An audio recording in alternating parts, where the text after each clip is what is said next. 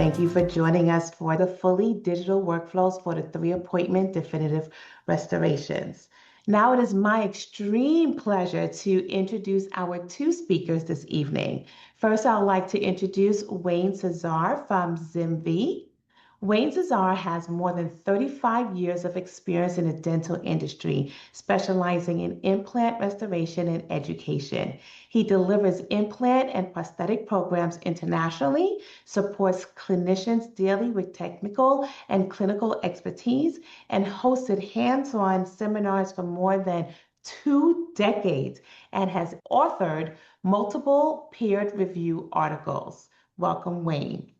And our other presenter is Tremaine Watkins. Tremaine has been working in the dental laboratory industry for more than 35 years. He has extensive experience fabricating analog and digital prosthetics with expertise in implant supported and retained restorations. A respected lecturer on both laboratory and clinical aspects of restorative dentistry. Tremaine trains technicians and provides clinical support in case planning, troubleshooting, and implant placing. It is my pleasure to introduce Wayne and Tremaine. Hey, thanks everybody for joining. So we're going to mix it up a little bit. Last time Wayne went first and I went second. So this time you'll have to start with me and you'll get to finish with Wayne. So that will be really nice. We appreciate you all joining and let's get going. So to talk about where we're at, the last time we got together, we talked about how can you use a digital workflow to have a successful surgery, and most especially to get your patient into a provisional that's comfortable and functional and beautiful with any luck. And so we feel like we handled that pretty well. If you missed that, it's probably worth a look. I don't know of any other presentation that I'm familiar with where all 4 options that we had were presented. I feel like it kind of covers the waterfront for what you can do today. So where we're going to start today is we're going to pick up, okay, the patient has worn their provisional, they're all healed up, they're ready for the definitive restoration. So we're going to talk through the workflow. We'll talk about digital and analog digital workflows and your definitive options. So we also have a couple of housekeeping things. Wayne and I are both paid employees, Wayne for ZimV and me for National Dentex. Other than that, there's no commercial support for this. Anything we mentioned, we believe it's helpful and it doesn't comprise an endorsement. There's me, you already heard the blurb. There's me again. Here's Wayne. Wayne's awesome. And there's his disclosure. Okay, so these are the learning objectives. You probably saw them on the handout, and what we'll do is we'll meet the learning objectives. We also like to have some sources. These are resources that I think you would find very helpful if you want to do more research on All-on-X digital definitive workflows. All right, so our goal with our digital definitive workflow is to get 3 appointments. We're going to have a records appointment, we're going to do a try-in, we're going to do a delivery. So I'm going to kind of talk through that part of it. And then Wayne's going to talk about prosthetics, different kinds of prosthetics, and some cool hybrid workflows. But the final exam with All-on-X for the surgery is the definitive restoration. If the surgery was well planned and well executed, we're going to have a good result. Unfortunately, the opposite is also the case. So we're going to talk about going back through it and just making sure you have what you need before you start doing your restoration. So I used a couple of the slides you'll see from last time, the pictures, because I kind of wanted to refresh some topics that we talked about. I'm not going to go over how the files are created, but file alignment is just as critical, or I would say even more critical at this phase, because we're going to be working to a higher degree of precision and with harder and harder materials that are more difficult to adjust than we have to this point.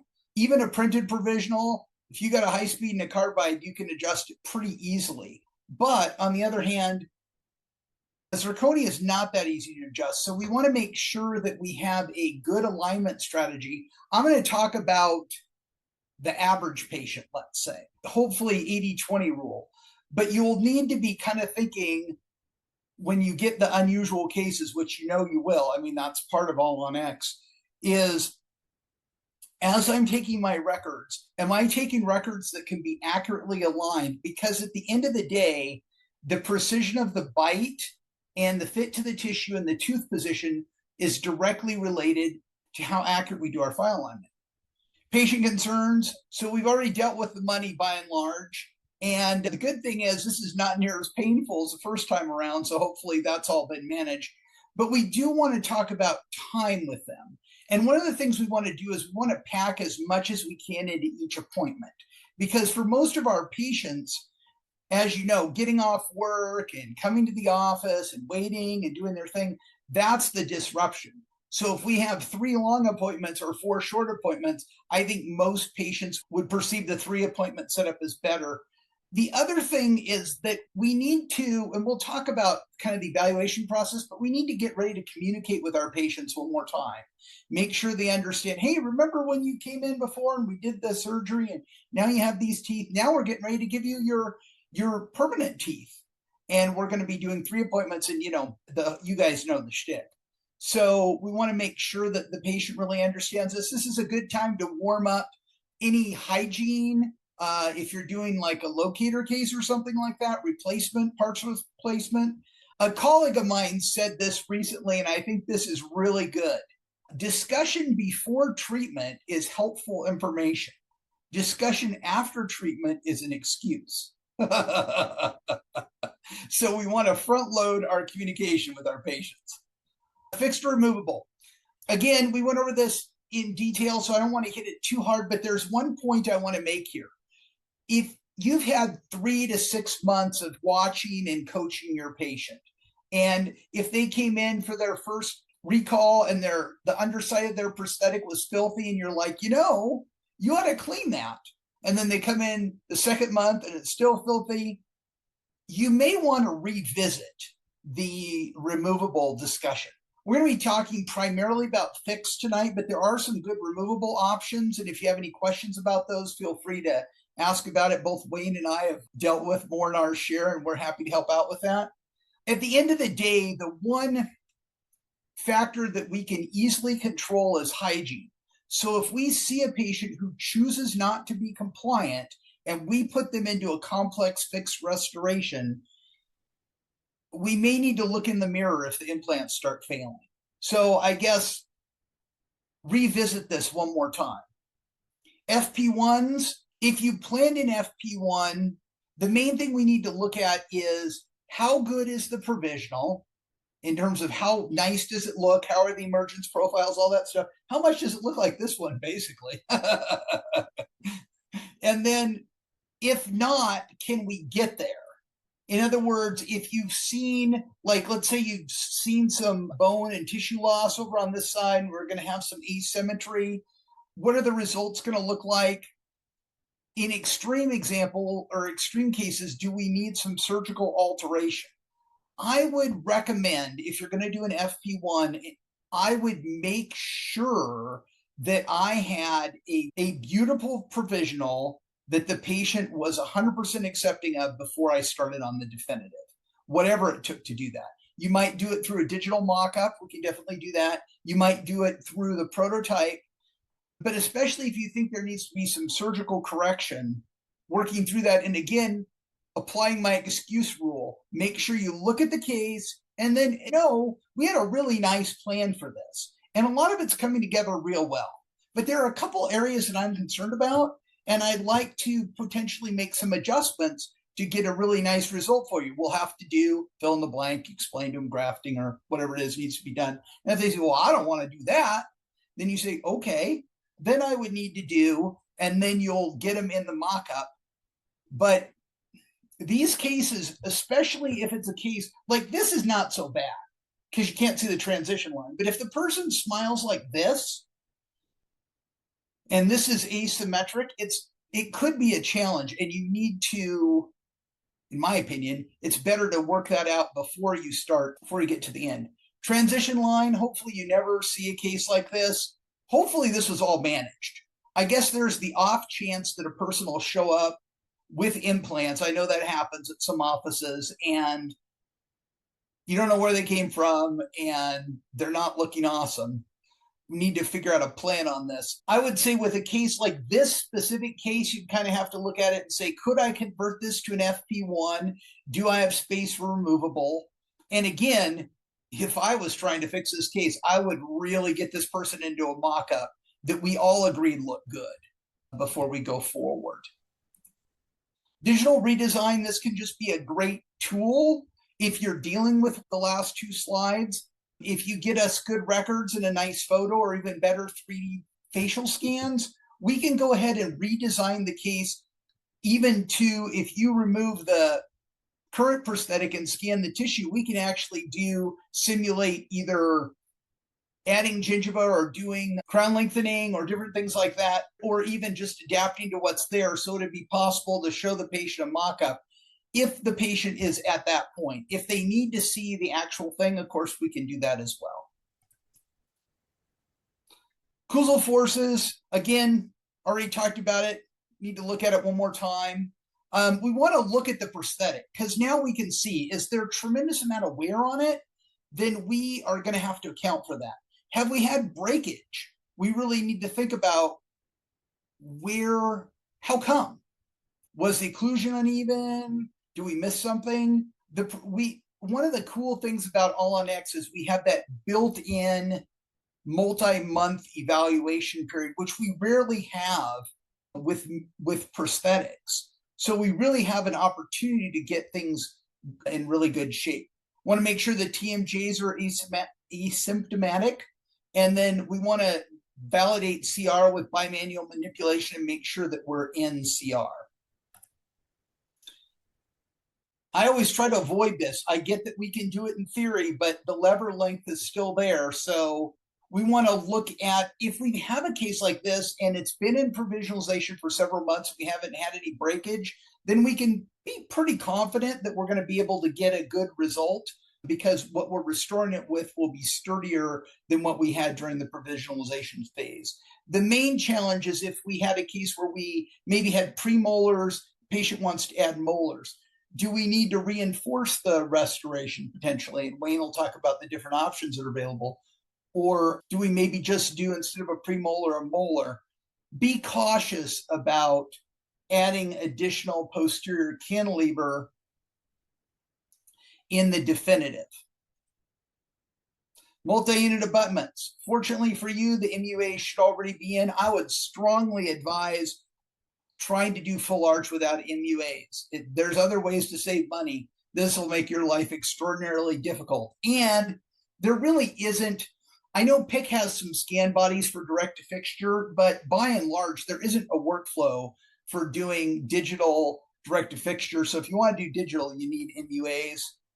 We're going to be doing a direct MUA workflow with this, either like this, where the titanium bar is direct to the MUA, or if it's like a zirconia, for instance, the prosthetic itself. Restorative space.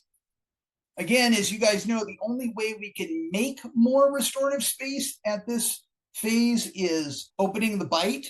Most patients aren't going to want us to do more surgery, but we do need to validate that we have enough restorative space to the materials that we're using. This is our last chance to figure something out before we're married to something that just becomes an ongoing complication. And there are, like for instance, thimble restorations with a titanium substructure.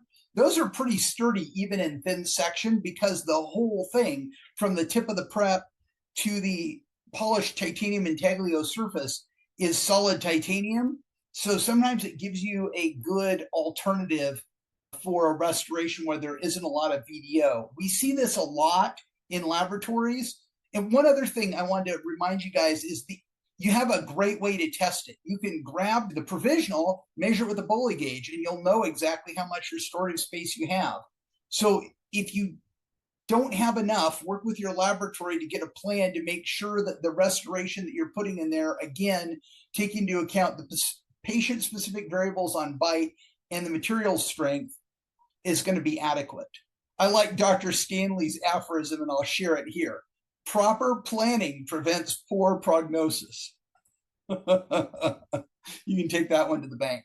Just a reminder, the best way to get CR is with manual manipulation, But sometimes you can also use something like this, a leaf gauge, especially if you hold it level as opposed to angly like I have it here. But we want to make sure that we get the patient into centric relation. At this point, we're restoring at least one arch. So there's no reason that we can't make MI and CR coincident. And that we know that that'll have so much more favorable TMJ results long term. And a lot of times we can even eliminate some, if we've seen some bruxing or something, this would be one of the ways to go backwards and say, oh, I didn't quite get that in CR. I can equilibrate it a little bit, because sometimes when a person has an MI to CR shift, it's triggering bruxism that isn't necessarily related to stress, more related to their body trying to do a little bit of do-it-yourself equilibration. Occlusal scheme, if we can, given the neutral zone and that sort of thing, it's nice to have class 1 occlusion, 1 point of centric contact, and then, of course, even anterior guidance. We have a lot of flexibility with these cases, and we have the ability to give the person an ideal occlusal scheme. If you give your laboratory the right bite, that's a big step in the right direction. You can also ask to review the design files to make sure we've executed properly. All right, so you got the patient in the chair, and you want to make sure that from their perspective, everything's looking good. Of course, we want to make sure that they're chewing and speaking well. If we're seeing some phonetic issues, especially again after months of adaptation, we'll want to make some changes, and we'll want the person to have a successful phonetic result with the prototype before we get started on that. Again, good chewing efficiency and all that stuff. Hopefully the person doesn't tell you, yeah, I've been chewing ice cubes and it's worked great. But we want to have a pretty clear, most people, by the time they've been wearing the prosthetic for a few months, they're going to have some things that they want different. We need to make sure we capture that data and then share it with the laboratory, because we want the prototype, we'll talk about this in just a minute, we want it to be a slam dunk every time. All right, MUA position. Again, we're always going to be working to multi-unit abutment, so that's why I've used the terminology MUA position rather than implant position, because at each site, from our perspective, doesn't really matter what implant is there. It matters what MUA is there, and we need to capture that. So we're going to be using our iOS to capture the vast majority of the data. The only real difference between photogrammetry and what we're calling simply iOS, and some people call grammetry, is how you capture the MUA positions. This is a screenshot of a 3D facial scan, by the way. I love those. All right, so let's talk about these two MUA capture systems. Photogrammetry is the original one. And you guys know, we talked about this last time, and iOS takes a picture, takes another picture, finds a common area, stacks them up, and builds a three-dimensional image. Photogrammetry is totally different. It uses multiple cameras, kind of like GPS, to exactly find the position of each MUA in space. Now, it doesn't capture tissue, bite, anything like that, but it does capture the MUA position. And I've heard people say some of the systems are claiming 8-micron accuracy. Given milling and different things like that, essentially these can give you a perfect registration. The main drawbacks are cost. None of the systems are free, but if you're doing a lot of these cases, it gives you a way to get a very predictable result every single time per fit. Simply iOS, I think, has gotten popular because of the cost.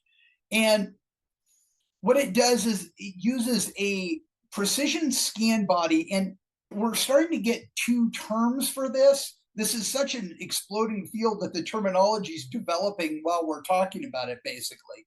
So we sometimes see them called horizontal scan bodies, which are more like this, where you follow them around the arch. And then you'll see something like the AOT, which is called a central scan body, where the scan bodies have a little tail that are all put together. Within this group, I'd say there's two subgroups. One is digital and analog, and one is pure digital.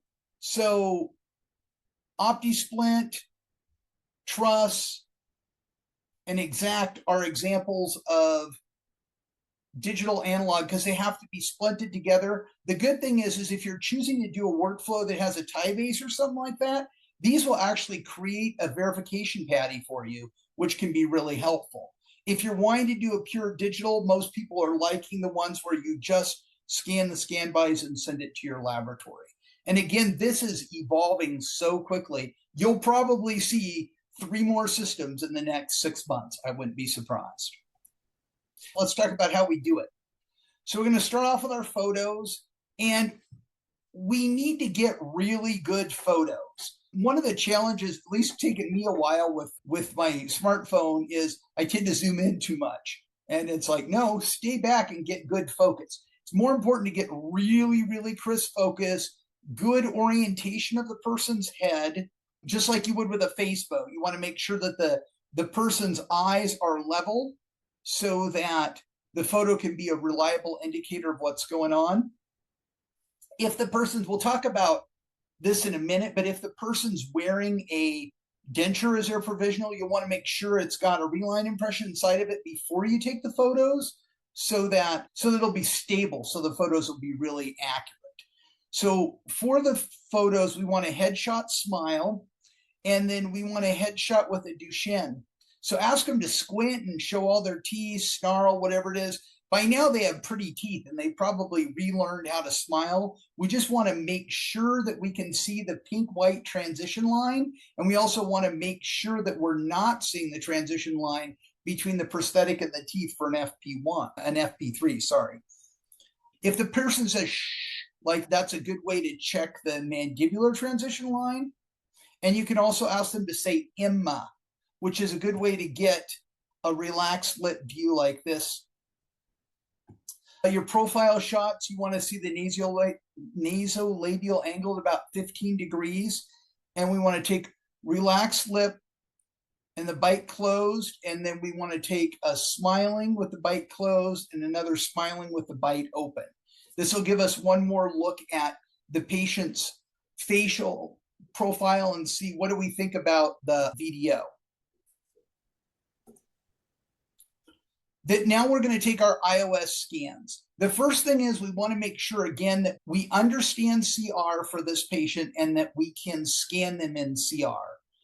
For instance, let's say worst case scenario, their provisional wasn't in CR and they need to be opened a little bit more. I would strongly recommend getting them in occlusion with your bimanual manipulation and then take a physical bite at the correct VDO. Then take the bite out of the mouth, trim the buccal off with a nice scalpel and get it ready. So what you'll do when you're scanning is you'll put that bite in so that way you can scan the correct bite.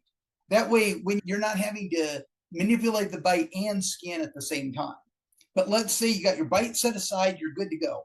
So the first thing you want to do is scan the prosthetic itself. And you'll scan the whole cameo surface, and this is really important. Scan at least 5 millimeters up on the tissue. This is harder to do on the mandible, so you have to pay extra attention because on the maxilla, you got the whole palate to use as an index. Because again, we got to think about our alignment. The tissue beyond the prosthetic is what we're going to use for alignment, basically. Then you'll scan the opposing. Then in my example we're talking about, you put your bite back in to take your bite scan. So that gives you three of your scans that you need. If you want to take a 360 scan of the prosthetic, you can. It gives us a little additional information. If you don't, as long as you caught that 5 millimeters, you don't have to do this scan. This can be a little bit difficult. One thing I would say is if you're scanning the prosthetic, go like this around the arch back and forth and try and capture some of the cameo surface, because flipping from the cameo, the intaglio to the cameo is the most difficult, and that'll make it a little bit easier. Now, if the person's wearing a denture, you have to do a reference denture scan. And it's not, one nice thing about this is it's not like making an actual denture. So in other words, the borders and those things do not become as important. The main thing is that we need a good tissue capture because we're going to use a tissue capture for alignment. And when you do your reference denture scan, you want to make sure that you scan the bite in CR. And now you got to capture the MUA position. So pick your poison. You can use your photogrammetry system and scan with photogrammetry, or you can use your Simply iOS system. It's also a good idea with your photogrammetry system, you'll need to put your aligned healing abutments. Like on this particular case, this is a iCam output with ELOS abutments. So you do a scan of the tissue with those ELOS abutments in place. If I was doing a Nexus scan, you can just pull the Nexus scan bodies and then scan the tissue. But you'll want to make sure that you have alignment. Photogrammetry, this is probably the one area that can be a little bit challenging, is that you have to make sure that your photogrammetry output, which you get to choose most of the time, and your healing abutment scan wind up being the same. So once you've got this, you've got your 5 scans, you're ready to go to your restoration. So you got your MUA position, however you took it. You have your tissue with whatever you need to align the MUAs. You have your prosthetic with 5 millimeters past it. You have your opposing and your bite. So that's it. You're ready to send it to your laboratory. So what's your lab going to do? So of course you get them, and then not surprisingly, we have to align them. And then the prototype is going to be designed. Now, our goal for the prototype, both I think for you guys clinically and also in the laboratory, is for it to be perfect. We don't want to be making any adjustments. We want to do all the adjustments that are left from the provisional into the prototype, because our goal is to never remake a prosthetic. So if we get a perfect prototype, that's really important. There are a couple things you can on the prescription, of course, indicate any changes you want, make sure they're well photographed, and then your laboratory will design it with screws that you like. One of the things that's kind of a variable with these direct to MUAs is there are different screw options. So make sure you pick the screw option that works well for you. In our laboratories, we print this out of Titan from Rodin, which is a class 2 nanohybrid resin. It's stronger in PMMA and it's monolithic. So these are the same things that we use for the healing provisional, so they can be worn for months. So you'll definitely have the option of doing a test drive for your patients. So you get the prosthetic back, what do you do with it? First thing you want to do is that you want to remove the provisional and clean those MUAs really well, and then seat the prosthetic with one screw and make sure that it fully seats. You want to do your Sheffield test, make sure your fit's accurate. Now, again, that's one of the funny things about the digital world is that we get bit on the bite and tooth position, but fit is pretty straightforward because the technologies are so great. So it's rare to have a fit problem, but you need to check for it. And then you place the rest of your screws, and you want to check your VDO, your CR, and your function. Make sure you're getting your spots and lines. Check your phonetics. Spend a little bit of time working through the patient with that, especially your soft F's and V's, your S's. Make sure everything looks good. Cheek support, lip support, neutral zone. The person have them talk to you a little bit and see if they're experiencing, oh, my tongue keeps hitting or whatever. Of course, the tissue adaptation. Big smile. Make sure we cannot see the transition line of doom. We don't want to see that. And then we want to make sure we get our patient's thoughts on aesthetics. I'd say it's a best practice to take photos of low lip, smile, and high smile, frontal and profile every time you do one of these. Even if it looks really good, sometimes in the laboratory, we can see a couple little things we might say, oh, you know what, that mesial incisal number 7 looks a little bit short. Let me lengthen that a little bit. That helps us out a little bit. So how do you decide, should I do a test drive or not? 8 years ago, no option, because you can't test drive a wax setup. Now you've got something that is sturdy enough for the patient to wear. So we can definitely do it. But you might want to, you might not. One thing to keep in mind is if you don't have to make a lot of adjustments to the prototype, your laboratory already has those records. So if the person's provisional is breaking down or if it's ugly or whatever, you can give this to the person to wear for the remainder of the treatment. So that would be one time you need it.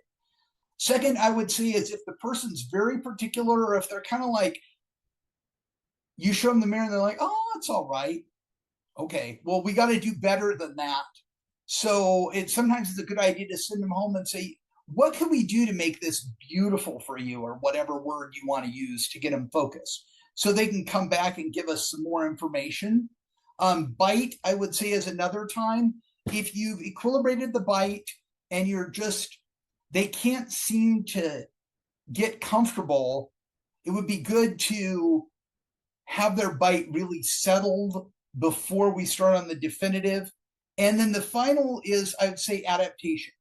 If you have nice class 1 occlusion and you're seeing some cheek biting and there's no reason for it, you might want to have them wear it for a little bit. Same with phonetics. If you think that it's a learning issue, make sure they learn with the prototype. We don't want them practicing on the definitive, because again, when we go to the definitive, we only want to be making small tweaks. Let's say the prototype isn't perfect. What records do we need to take? So for aesthetics, we need to take photos. I realize aesthetics is a big thing, but at the end of the day, we need to orient the teeth. The photos are going to be the primary information we need if the bite and everything else is good.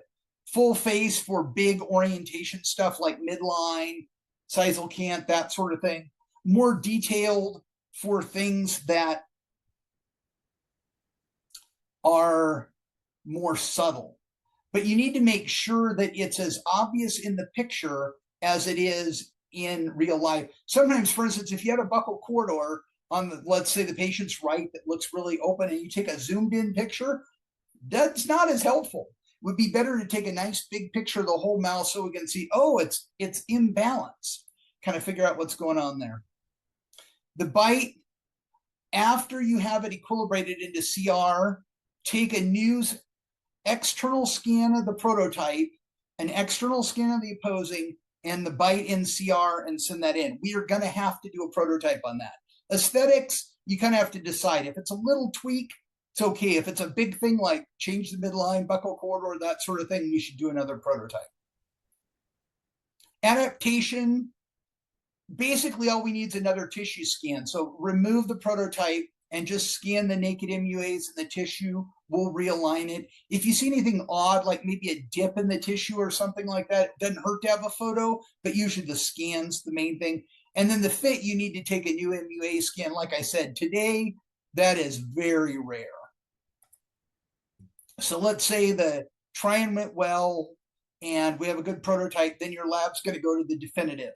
Most of the time, with small exceptions, what we're going to be trying to do is copy the prototype. So again, it's really important that the prototype is super awesome.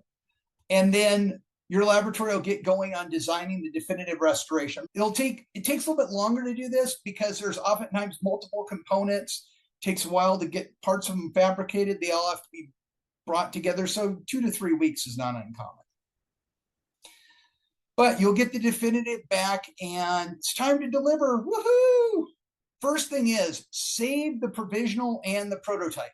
If anything, if there's breakage or whatever with the definitive, or if it's an acrylic and you're going to have to retread it sooner or later, if you have a prototype that fits and looks good, it's not really that big of a problem.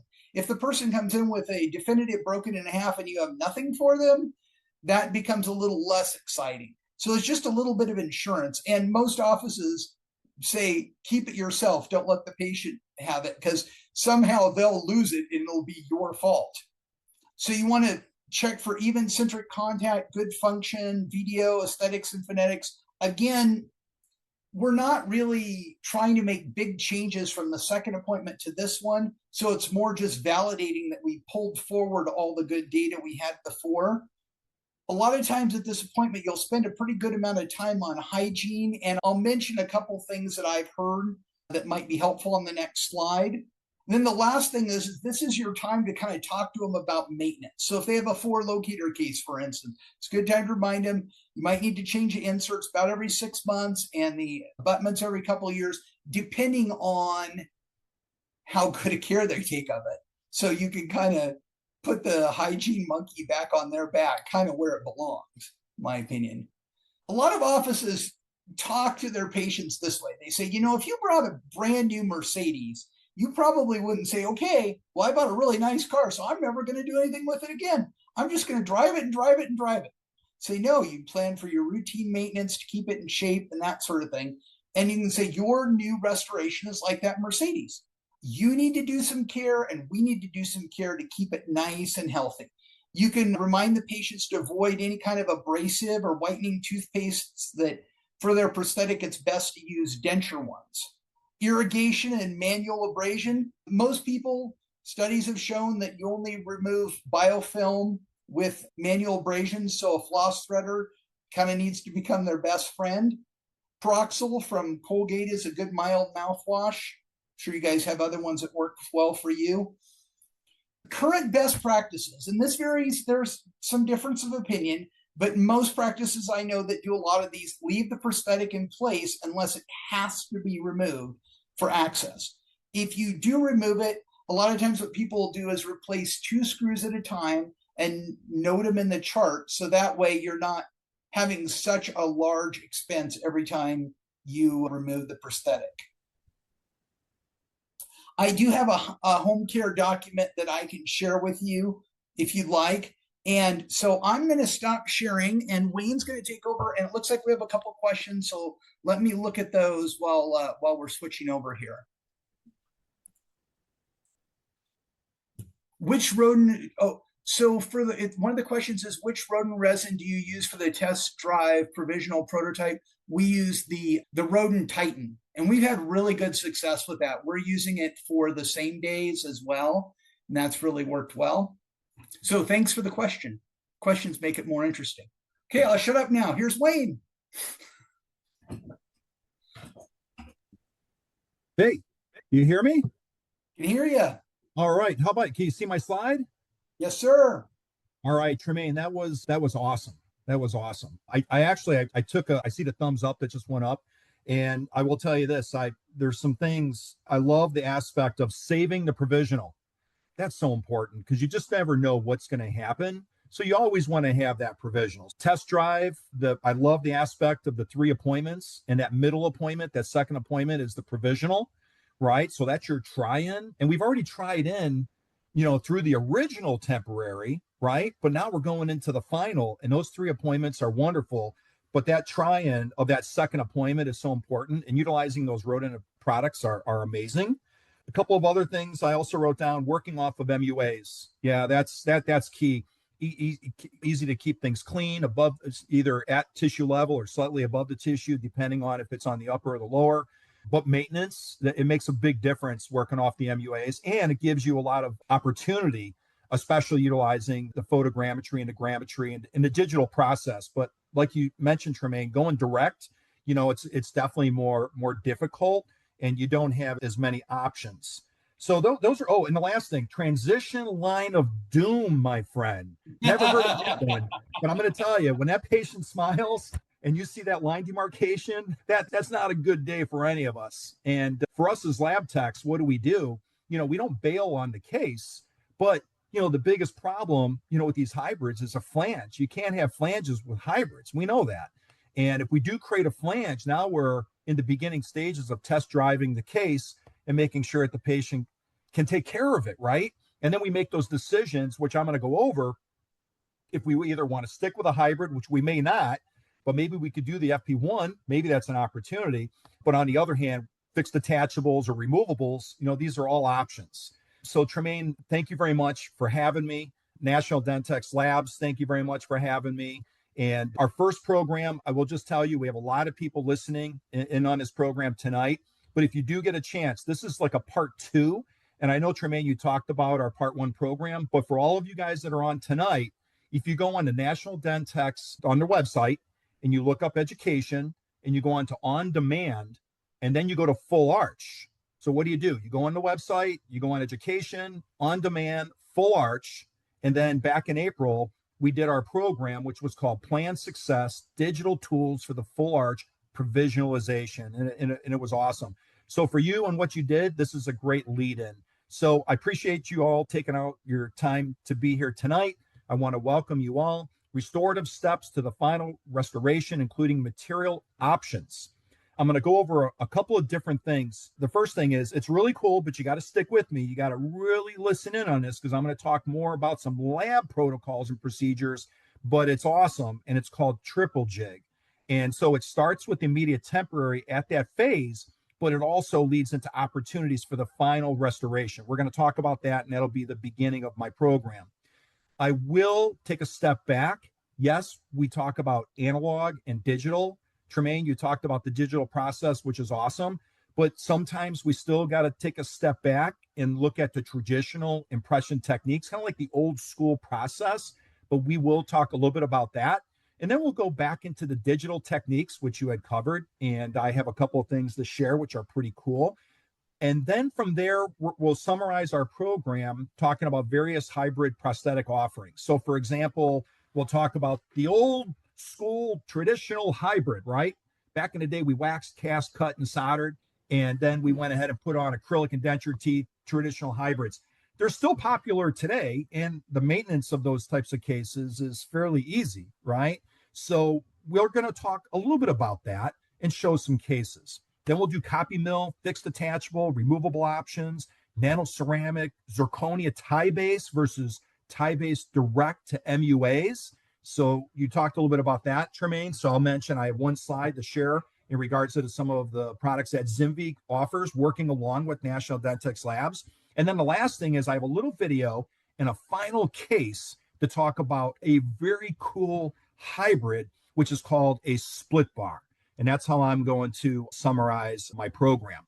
So before I begin, dental technology is in my blood. I want to share with you guys my 36 years of dental experience. And hey, by the way, Tremaine, if you take your experience and my experience together, believe it or not, here tonight, over 71 years just working for companies. The picture on the left, that's my dad. He Navy trained dental technician.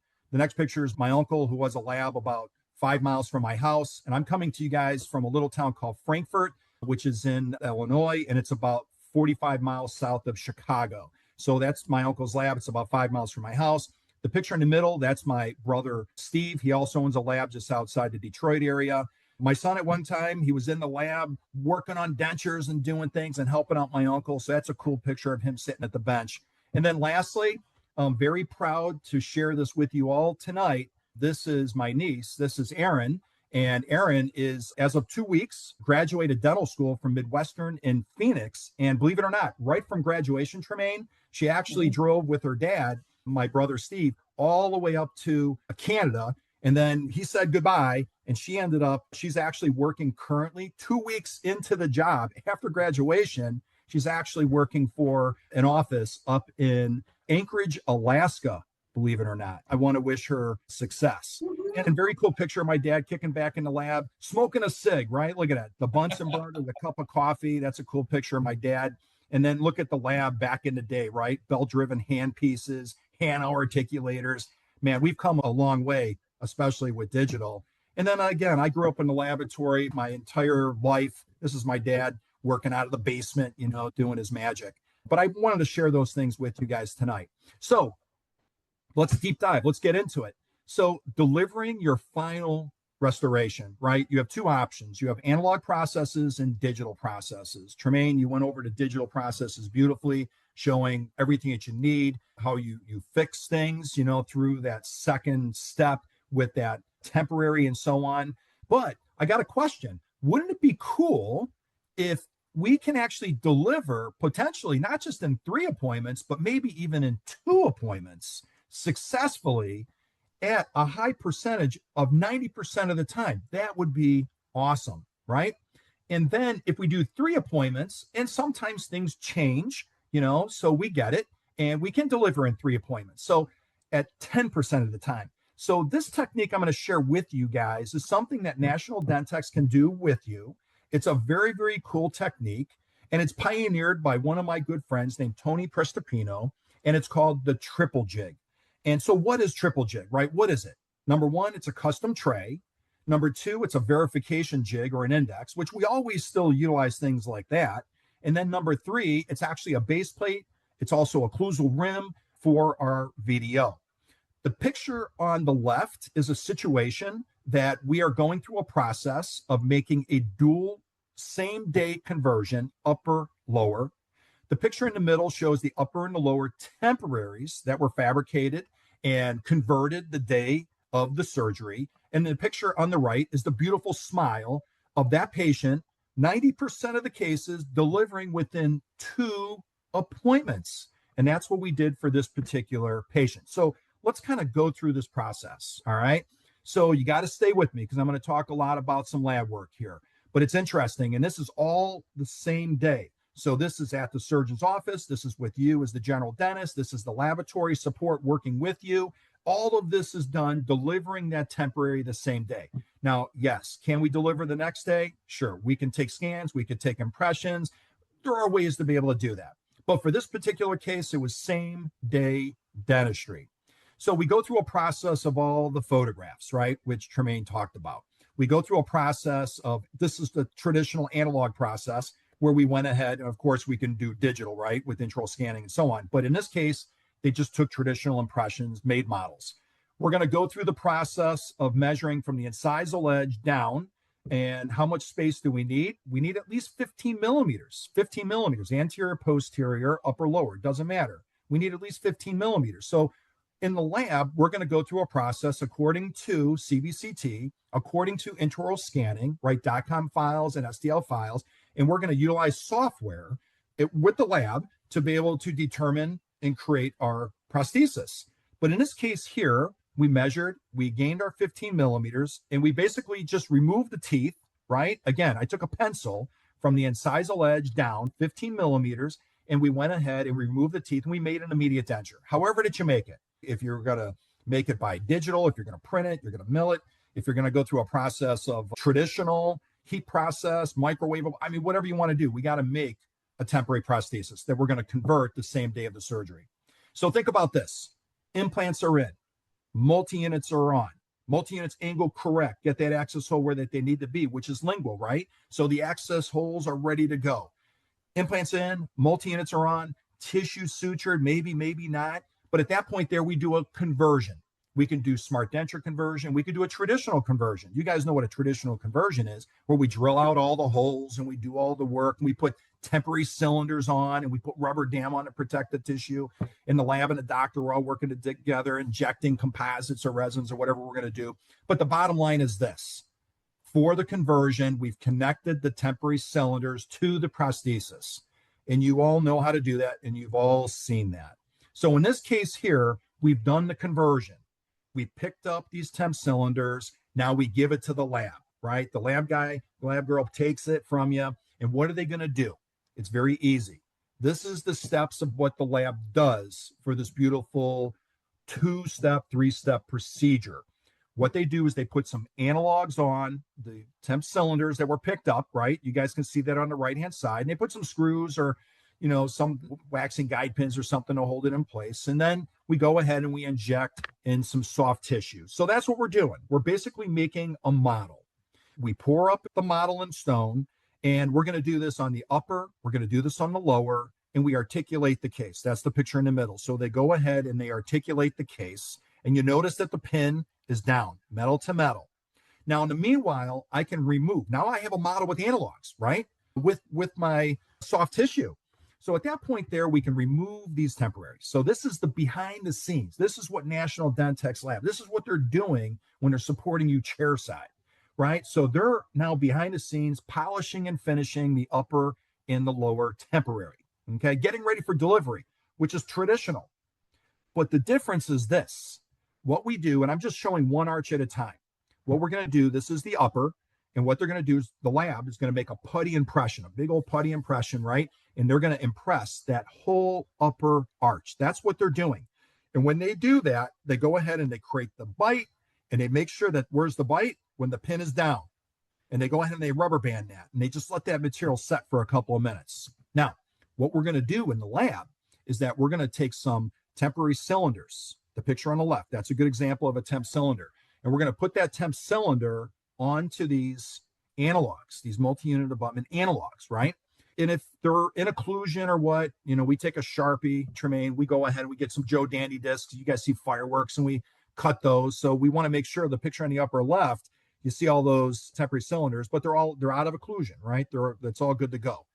In the bottom left-hand picture, that's just impression material or putty, or it could be Teflon tape or whatever you want to put in there. You got to put in those access holes. And then this is the cool behind the scenes. The lab is going to take that putty matrix. They're going to mix up some acrylic, right? And it could be clear. It could be anything. It could be pink, could be white, whatever. And they're going to pour that into the matrix. And we're going to go ahead and seat it over these temporary cylinders on this articulation. And we're going to hold this down, make sure that the pin is set. And we're going to rubber band that. And we're going to let this material set. And that's the first thing that we do. This is the behind the scenes things that we're doing in the lab. While the patient's hanging out, the surgeon's doing some other things, general dentist is hanging out, taking pictures, watching what the lab guy's doing, lab girl, what we're doing. And at that point there, once that material sets, we just remove that putty impression. And we expose the screws. We go ahead and remove that temporary and we polish and finish it. Basically, what am I doing? I'm just duplicating the temporary. That's all that I'm doing. This is the process, and it doesn't take that much time. Maybe another 20, maybe another 30 minutes chairside, working with the lab. And we're going to go ahead and make those temps. So here in the mouth, as an example, before we put them in, we got the temporary upper and lower ready to go. On the right, that's on the left, and that's the picture on the bottom left. And then that's the duplicate. Same thing on the right side, and the same thing on the bottom right. Those are duplicates. What do? Is that we take those duplicates, we articulate them, we rubber band that, and then we take that back to the lab. We keep it in a little box and off to the side, and we utilize those items when the patient comes in for their first appointment. Okay. Now, in the meanwhile, the patient takes these beautiful upper lower temporaries that were completed, right? And they were converted and so on. And we tap, grind. We balance the occlusion. We talk about soft diet. We go through all that access and we deliver these upper and these lower temporaries. Now, at that point there, we're going through our appointments. Tremaine mentioned about all the opportunities that we have in regards to hygiene aspects and, and cleaning and flossing and taking care and maintaining and having good recalls, making sure that they're keeping these things clean and so on. And we go through that protocol and process over that period of time while these implants are healing. And then what we're going to do is we're going to get ready for our first step in our first appointment. Here's a great picture. We got the surgeon, general dentist, Tony's taking the picture, and then we have our beautiful patient with their upper lower temporary same day going home with that beautiful smile. All right. Now, let's talk about this. This is your first restorative appointment. This is how it works. You're going to remove the temporary. You're going to place the duplicate, right? So now the laboratory has the duplicate. But with the duplicate, what I do is that I take the bottom and I create some undercuts on it, as you guys can see in the pictures in the middle. And then I take some adhesive, right? Some impression adhesive, and I paint that all over that prosthesis. And what we're going to do is we're going to put these temporaries in the mouth. This is assuming that we've gone through protocols, processes where the patients enjoy the temporaries. We've done some minimal tap, grind on the occlusion, minimal. But otherwise, they like the aesthetics of the temporary. They like the function of the temporary. They're going through all their pronunciations and so on. Everything is dialed in. Now, if something needed to change, we do a second appointment, and then we deliver on a third appointment, just like Tremaine had mentioned. And there are some times where things do change. But 90% of the cases, the patients are happy with the original temporaries. And that's where the beauty of this whole system comes about. So the temporaries are in. And then what we're going to do is we're going to take some impression material and we're going to squeeze it in the mouth because we know the tissue has changed, right? We all know that. So what we're going to do is we're going to impress the bottom right-hand picture. We're going to syringe underneath and we're going to fill all those gaps, all those spaces where the tissue changes. And then in the laboratory, this goes back. This is chairside, right? This is now working in the lab. And what we're going to do, either chairside or in the lab, what we're going to do is we're going to go ahead and we're going to remove that old soft tissue. And we take our new impression that we have on those temporary prosthetics, and we're going to spray on some release agent, right? And what we're going to do is we're going to go ahead and take those upper and lower temporaries, and we're going to go ahead and put them on the model. And then what we're going to do is we're going to inject in a new soft tissue. And we're going to create a new model. When I say new model, it's just new soft tissue because, the old one didn't have the first one, didn't have all the tissue perfect because of the changes, but this one does. This is all the behind the scenes. This is what's going on at the lab. Now, at that point there, I have my new soft tissue. I have my temporary prosthesis that everything went just fine. And at that point there, now it's in the laboratory's hands. They're going to do their scanning and they're going to go ahead and create the bar. National Dentex Labs will do all these things for you. They'll do everything for you. If you want to see these images, they can forward these images to you if you like. You want to share them with the patient, you could do any of those cool things, right? And at this point here, the cool thing is that we have at ZimVie, which is in West Palm Beach, Florida, at our corporate office, we have what's called Bellatech Bar. It's a division. And so the laboratory designs and creates, they send these images to us in West Palm Beach, Florida, and the Bellatech department goes through all the processes of making all different types of bars. But whatever that the lab wants, we'll go ahead and we'll mill it, and we send that back to the lab. So now the laboratory has the bars, these beautiful hybrid bars. Now, what is this restoration going to be? It's going to be a traditional CAD/CAM milled hybrid with acrylic and denture teeth, kind of like the old school traditional process, but it's still probably 60 plus 70% of our business out there, besides zirconia and all the others. But that's what we're going to do. So we put the bars back on the model, and at that point there, we just transfer the setup. And what we're going to do is we're going to go through a processing technique. We can go through a process of opaquing, utilizing Exponent or Cbond or Gradia from GC. We can do anything. We can anodize the bars. National Dentex could probably do things like that. You guys are so big. I'm sure you guys anodize things all the time, right? So at that point there, we can go ahead and just process the case. So now you see the upper, the lower, you see the final, and then we deliver these restorations. We seat the restoration, we radiograph metal to metal, we torque in the little prosthetic screws according to plan, and then we seal off the access holes. We discuss hygiene, set up your follow-up appointments. But the coolest thing ever, guys, is this. The picture on the left was the temporaries. The picture in the middle was the triple jig process, the behind the scenes, which doesn't take that much time chairside, and it's all laboratory induced. And then you get your final restorations, and then you deliver your restorations. And believe it or not, this was actually delivered in 2 appointments, 90% of the time. And 3 appointments we could deliver in 10% of the time. Or if you didn't do the triple jig process, we could still do a traditional 1-step, 2-step, 3-step delivery, as Tremaine had mentioned. So a lot going on here, but very cool processes. And it's something I want to share with you guys tonight. And it's called triple jig. Okay. Now, there's also traditional techniques. And just so you guys know, if you're not doing intraoral scanning, meaning that you're not doing photogrammetry or grammetry and things like that, you can still do impressioning, right? We can still put parts and pieces on and do an open tray impression and tie them all together with dental floss and then lute them together. You can cut them and lute them. You can do whatever you want. We still do things like that, believe it or not. But in the middle, it says dentist appointment number 1. And that's our impression phase, right? Metal to metal. These are called mirror trays. These are really cool trays, guys. They got like a cellophane on them. They're so easy to take an impression and very accurate. So number 1, you take your impression and then you send it to the lab. They're going to pour up a model.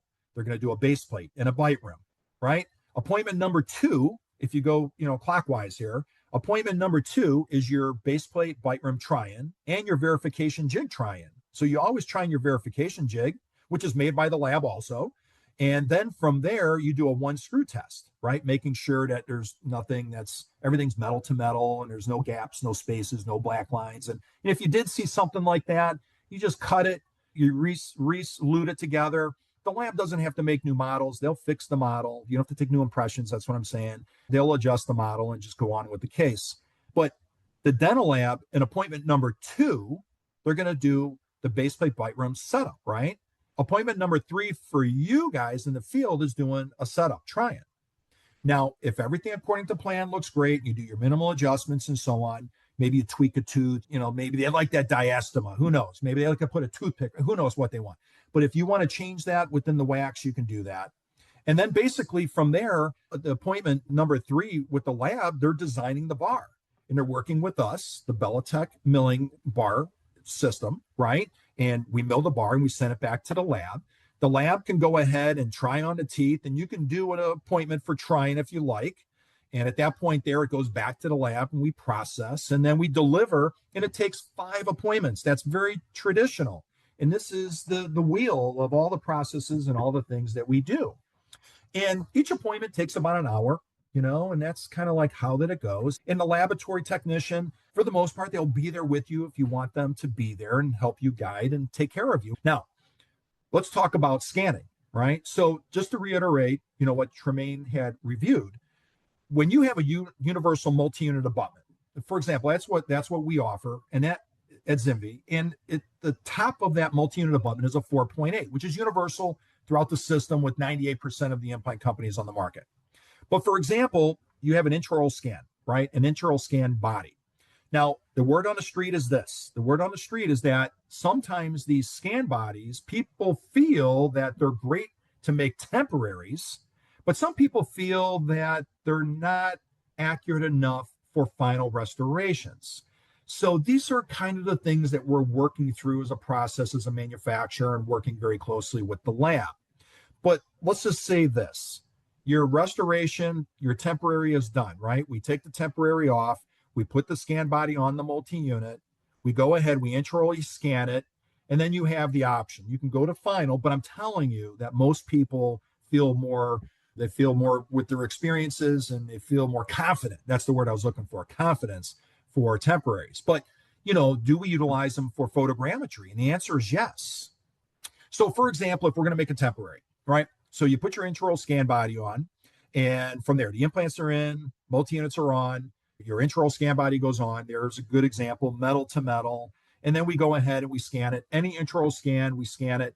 And then from there, that information goes to the lab. And whatever scan body it is that you use, you got to tell the lab what you use. They have cataloged information from all the manufacturers, so of all the scan bodies, and then they can go through a process of picking and choosing and actually designing the case. So keep in mind, you have your multi-unit, you have your scan body, right? And then when the laboratory utilizes their software, and I'm very proud to tell you of a software that we discuss and provide and offer, is called RealGuide. And I want you all to check that product out when you get a chance. It's called RealGuide, and it's awesome. But the beauty of the system, I'm not just promoting RealGuide, but I'm talking about National Dentex Labs, because they utilize RealGuide as one of their softwares to design cases. And this is an example of RealGuide. So what they're doing is that they're dictating the information of that scan body. That's the picture in the upper left. And then they design the case, and eventually they make the final restoration or a temporary. And in this case here, they can either go direct with those, what we call all-on-X screws, where we go directly without tie bases, or you can put a tie base on and process and deliver the case with traditional screws. But this is a process utilizing intraoral scanning. But this is what the laboratory can deliver back to you. I mentioned about these all-on-X screws. This is something new provided by ZimVie, and we manufacture and distribute these products for many implant companies on the market. But this is something where we're bypassing tie bases, and either with temporaries or for final restorations, going with these screws, as Tremaine had talked about, this is another option that's available. And people are starting to get on the bandwagon of utilizing these parts and these pieces. And it does give you a stronger prosthesis, but keep in mind that you're not worried about tie bases coming uncemented. And that's like something that we potentially can see. That's why your recall appointments are so important, and maintenance is so important for these big full arch cases. Now, this is something that's pretty cool. This is photogrammetry. This is actually a product called Shining 3D.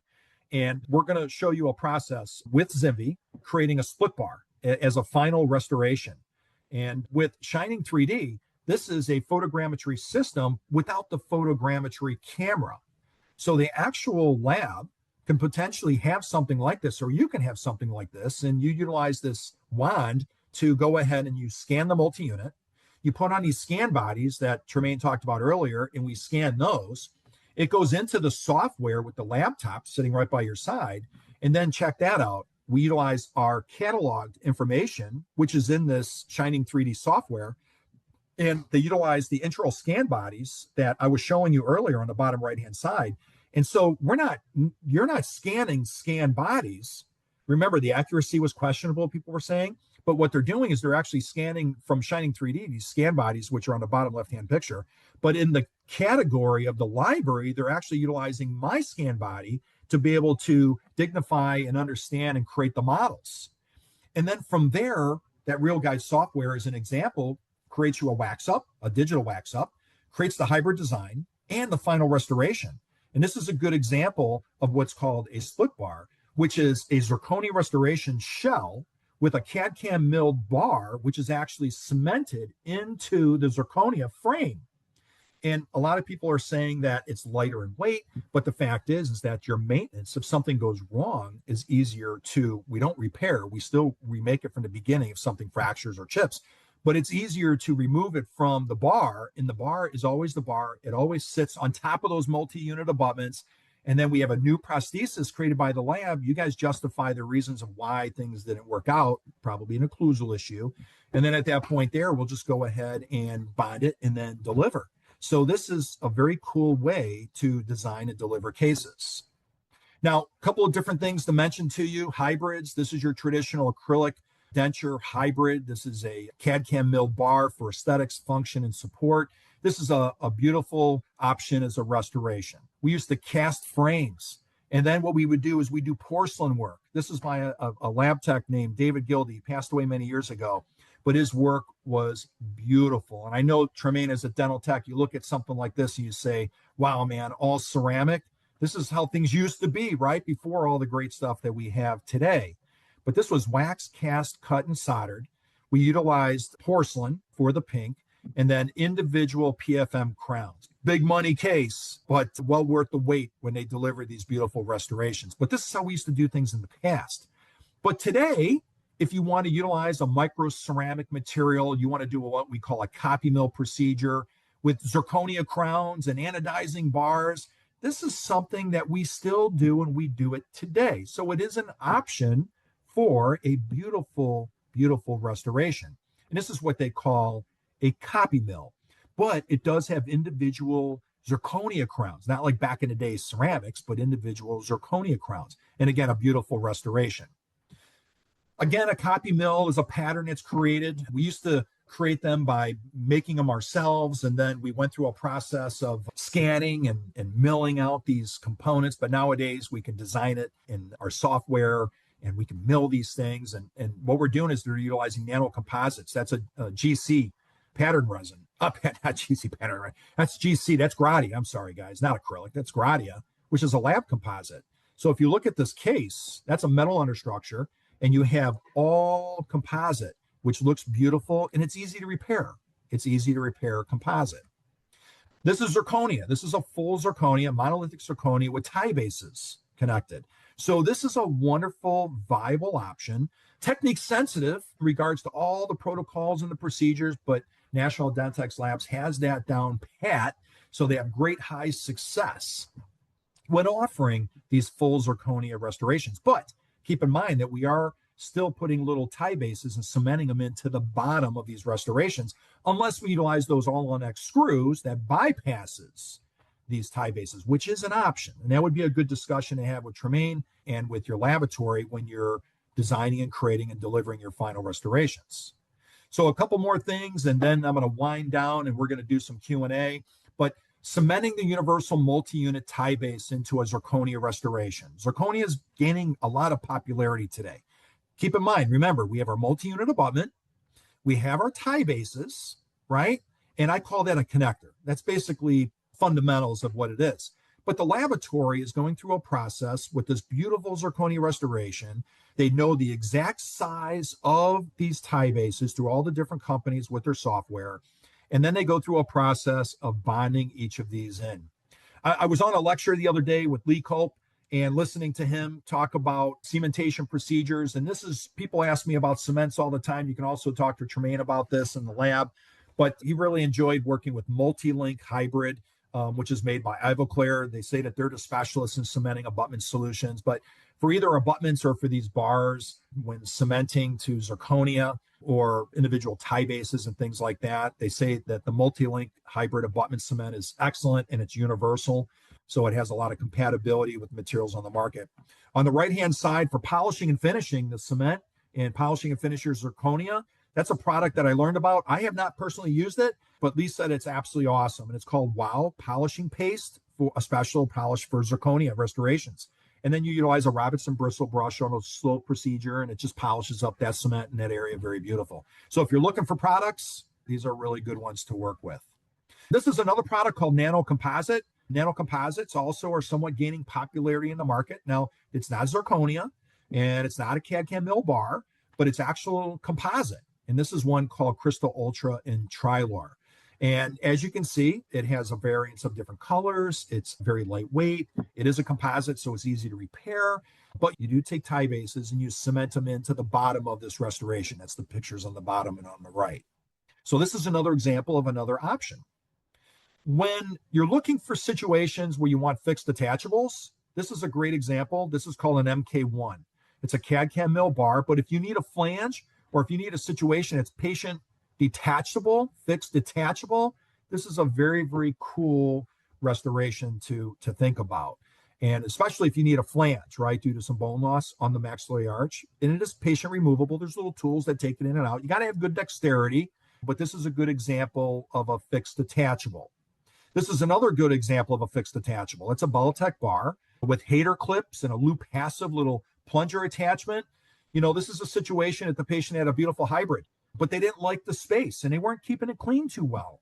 So we had to think outside the box. And working with the lab, we created this beautiful bar design. So it snaps in. You take your little fingernails and push this little plunger in and engages an undercut on the inside of the bar. And it's got a flange and it's awesome. So now you just pull out the little plunger. It stays in, but you just pull it out just a little bit. It disengages the bar and it pops out. And now you can keep your bar clean and you can put your dentures, clean them up, put them in water overnight and put them in the next day and go on with your process. But cool example of a fixed detachable. And then over here, sometimes we do removables. Sometimes this is a situation where we still want a bar for splinting, and we utilize a variance of overdenture attachments like locators or our ZimVie overdenture attachment, which is another opportunity. And from here, we have these beautiful snaps that snap in. And Tremaine, you mentioned about the opportunity for the patients to have good maintenance and change those attachments accordingly and so on. But the beauty of this is you can take it in and out and you have a flange. So more for maxillary arches. But this is cool. So you could do fixed, you do fixed detachable, or you can actually do a removable. Now, just a moment, I want to share something with you. This is a cool video just to show maybe 2 minutes of this, and then I'm going to do a little summary and we'll be done. But this is something that's really awesome called a split bar. So you've taken your scans, we put this into our software. This is what the laboratory, this is what National Dentex does. And I'm going to kind of go through a little bit of a review while I show you the video. And this is utilizing the RealGuide software. So we take all your information and we put it into the RealGuide software. And we choose what's called split bar workflow. So in this particular case, we have our temporary prosthesis scan. We've gone ahead and either done scanning of our photogrammetry, grammetry as an example, or scan bodies. And we go ahead with all that information. We can dictate your position of your implants. We can dictate your position or angle correction. We can do everything that you've already done with those beautiful implants and those multi-unit abutments in place. Remember, that's what we're working off of. That's what we're designing off of. At that point there, the laboratory is just going through a process of locating those implants, locating those multi-unit abutments, and are going through a process of creating your bar. The plan for this case is going to be awesome. It's a zirconia restoration, but we're not doing full zirconia with tie bases or all on X screws. What we're going to do is we're going to create a split bar design. And it's so cool. If you think about back in the day to try to be able to do this analog process, oh my gosh, it would be so much work. But in a case like this, we can go through a process of understanding high spots. And now we take our smoothing tools. This is what the lab's doing. Some softwares, if not using RealGuide, can take hours to be able to do this. Believe it or not, utilizing RealGuide, utilizing National Dentex Labs, working together as a team with ZimVie, We have a beautiful opportunity to create these types of restorations. Believe it or not within hours, but within minutes. At this point here, we have the upper, we got the lower. We're working on these cases simultaneously in design. We have our access holes. And the last thing that I want to do is show you this. This is what they call the split bar. This is what the lab does. The lab actually outlines the area of where it is that they're going to design their case, meaning the actual secondary or primary. When I say secondary and primary, I'm talking about the primary is the zirconia, but the secondary is the prosthesis, which is the bar. So take a look at this. They're just aligning where they want things to be, where the finish line is going to be. And I want to show you one more thing. They just click on it. And at that point there, you're actually going to see the bar. They're almost done. They click a button, and everything I've just done within a couple of minutes, not a couple of hours. So you have the occlusal. There's your bar inside.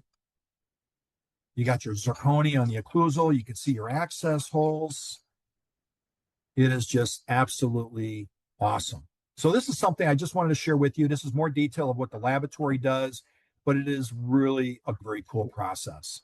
And this is kind of like what I see people doing today. They're creating these CAD/CAM mill bars, bases with these zirconia overlay restorations. This is an example of a split bar where they actually have the bar and the zirconia. That's a great example of kind of how things kind of fit together. So that bar is going to be cemented and it's going to fit on top of those multi-units. And the last thing I want to share with you is just a quick case. We've gone through a process of scanning. We have all the detailed information. We're utilizing the RealGuide software. We're working with the laboratory to be able to design these cases. And here the bar is milled. And where are they milled? Bellatech, zirconia, right? Not zirconia. Zirconia is done by the lab, but the bar is made by the Bellatech division at ZimVie as an example.